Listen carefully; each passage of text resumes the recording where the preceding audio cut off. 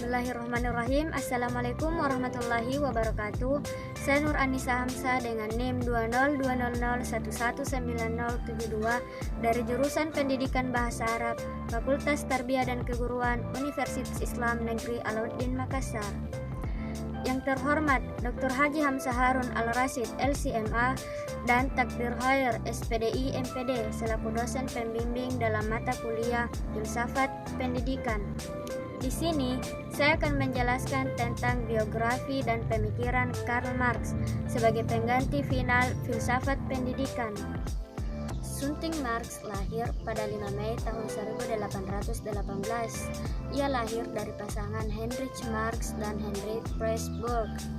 Ia lahir di Brucknese 664. Trier, sebuah kota yang saat itu bagian dari provinsi Rheinland, Kerajaan Prusia.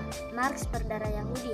Kakek pihak ibunya adalah Rabbi Belanda, sementara garis ayahnya meliputi para Rabbi Trier. Sejak tahun 1723, sebuah peran yang diambil oleh kakeknya Merhalevi Marx. Ayahnya yang pada masa kecil disebut sebagai Haskell adalah orang pertama dalam keluarganya yang meraih pendidikan menengah, dan ia menjadi pengacara dan hidup relatif makmur dan dalam lingkup kelas menengah dengan keluarganya yang memiliki sejumlah kebun anggur Moselle. Sebelum kelahiran putranya dan setelah pencabutan emansipasi Yahudi di Rhineland, Haskell berpindah agama dari agama Yudaisme untuk bergabung dengan agama negara gereja Injili Prusia. Mengganti nama depan dari Haskell yang berasal dari bahasa Yiddish menjadi Heinrich yang berasal dari bahasa Jerman. Marx adalah sepupu ketiga yang sempat dihapuskan dari penyair romansa Jerman Heinrich Heine yang juga lahir dari keluarga Yahudi Jerman di Rhineland, yang kemudian menjadi koresponden giat pada kehidupan berikutnya. Marx lahir di Trier dalam keluarga kelas menengah. Marx belajar hukum dan filsafat Hegelian. Karena publikasi politiknya, Marx menjadi tak bernegara dan tinggal dalam pengasingan di London, di mana ia tetap mengembangkan pemikirannya dan berkolaborasi dengan pemikir Jerman, yaitu Friedrich Engels, dan menerbitkan tulisan-tulisannya. Melakukan riset di sebuah ruang baca British Museum. Karya terkenalnya adalah pamflet tahun 1848, Manifesto Komunis, dan karya 3 volume Das Kapital. Pemikiran politik dan filsafatnya memiliki pengaruh pada sejarah intelektual, ekonomi, dan politik pada masa berikutnya, dan namanya dipakai sebagai adjektif pengucapan dan aliran teori sosial. Teori-teori Marx tentang masyarakat, ekonomi, dan politik yang secara kolektif dimengerti sebagai Marxisme menyatakan bahwa umat manusia berkembang melalui perjuangan kelas. Dalam kapitalisme, manifest itu sendiri berada dalam konflik antara kelas pemerintahan atau dikenal sebagai bourgeois yang mengendalikan alat produksi dan kelas buruh atau dikenal sebagai proletariat yang dapat diperalat dengan menjual tenaga buruh mereka sebagai balasan untuk upah.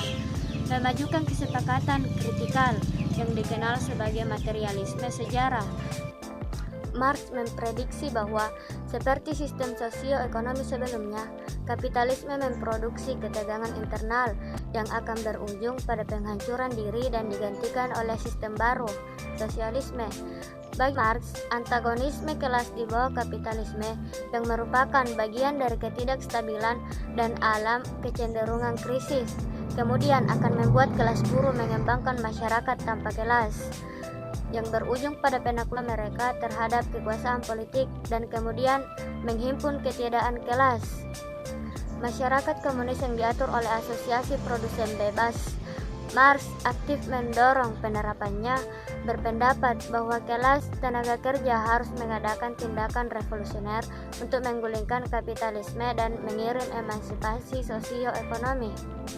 Marx dianggap sebagai salah satu tokoh paling berpengaruh dalam sejarah manusia, dan karyanya dipuji sekaligus dikritik.